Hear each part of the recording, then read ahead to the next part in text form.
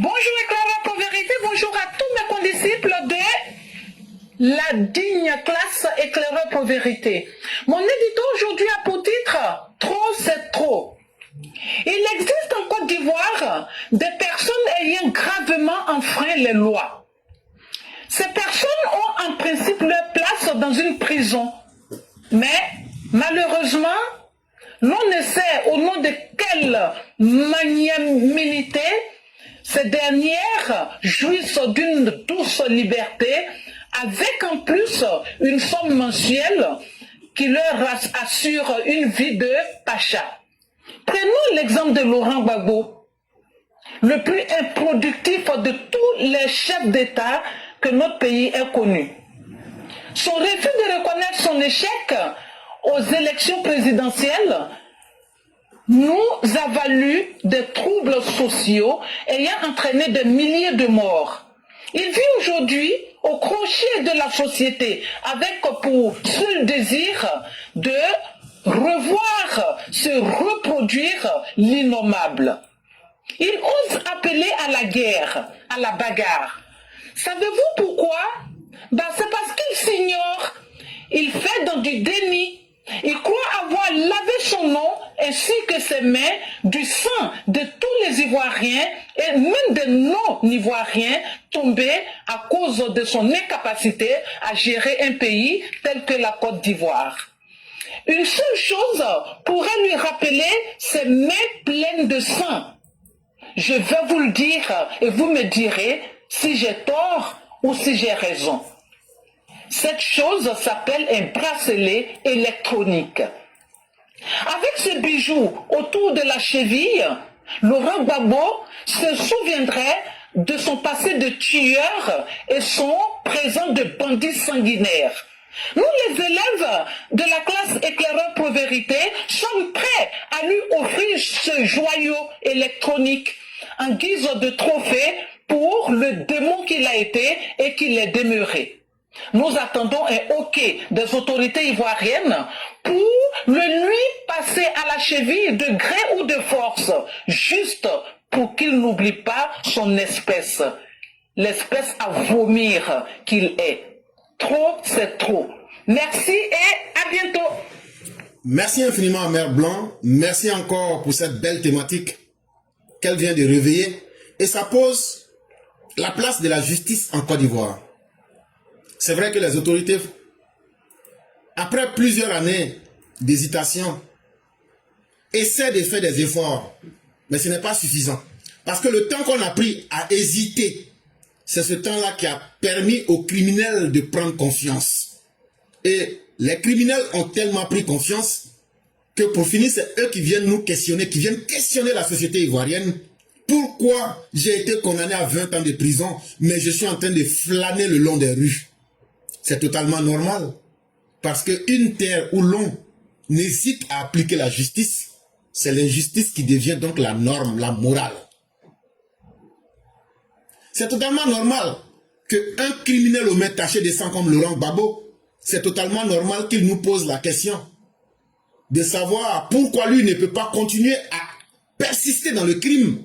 Quand la société ivoirienne, quand vous les Ivoiriens, vous acceptez qu'on prenne l'argent public pour lui donner des rentes viagères. Et en vérité, c'est difficile pour le psychopathe qu'il est. Parce qu'il ne comprend pas. Vous me faites trop de faveurs et en même temps, vous voulez que je respecte votre justice. Et donc, la faute revient à qui? La faute revient à nous, les populations, et à nos dirigeants. Et le fait de ne pas faire la justice, quels sont les bénéfices que cela nous a apportés? Et quand on veut détruire une société, on détruit d'abord les valeurs qui font cette société-là. Et est-ce qu'il y a une valeur qui peut être plus grande que la justice? Je ne crois pas. La justice remet tout le monde au même niveau. La justice permet de faire confiance en l'État. La justice permet aux criminels d'avoir peur. Malheureusement, chez nous en Côte d'Ivoire, tel n'était pas le cas.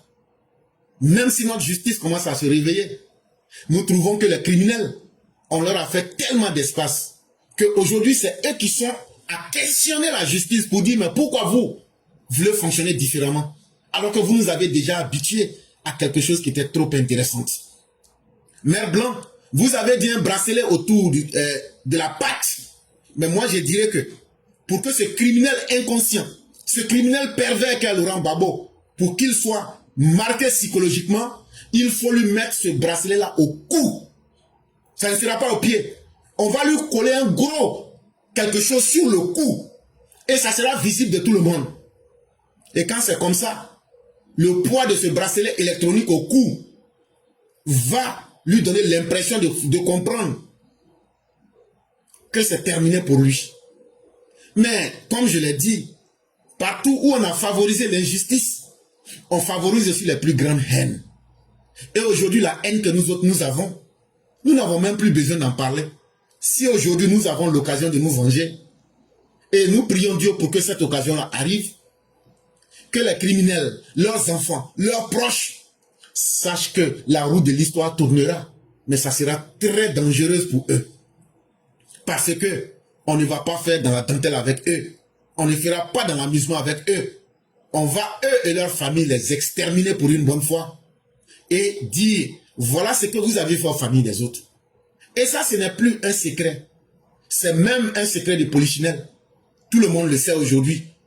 Vous, les ennemis de la Côte d'Ivoire, vous, les ennemis de la justice, vous, les gens qui vivaient dans l'iniquité, des gens de peu de foi, de peuples impies, de mécréants, qui ne réalisent leur bonheur que sur le malheur des autres, sachez que nous vous attendons cette fois-ci.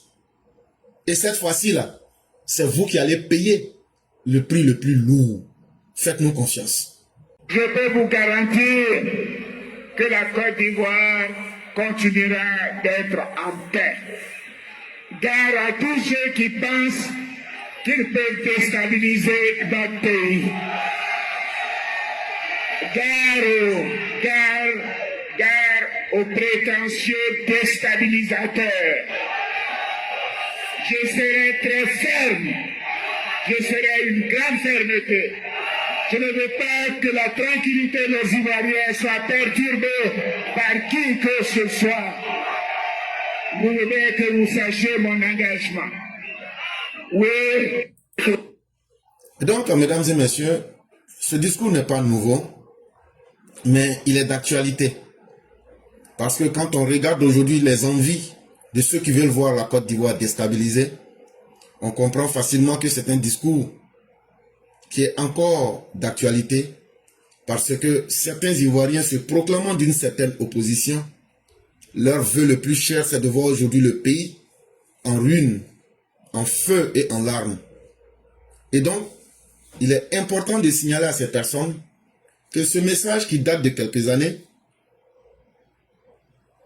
si nous revenons au présent, les moyens militaires, les moyens de défense et les moyens pour assurer la sécurité de la Côte d'Ivoire ont été multipliés par un nombre qu'ils ne peuvent pas imaginer. Ce que le président dit, ça c'était il y a quelques années.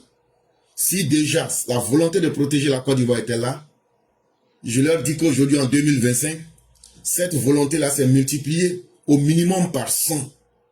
Et les Ivoiriens ont pris conscience que leur sécurité doit être la première chose qu'ils doivent protéger. Et aucun Ivoirien n'est prêt aujourd'hui à accepter que des oiseaux d'opposants viennent mettre en danger leur sécurité. Des irresponsables qui, même si vous leur offriez le pouvoir gratuitement, ne pourraient rien offrir que le bavardage et l'échec au peuple. Les Ivoiriens ont compris et les Ivoiriens ne vont pas tolérer toute forme de violence et toute forme d'instabilité.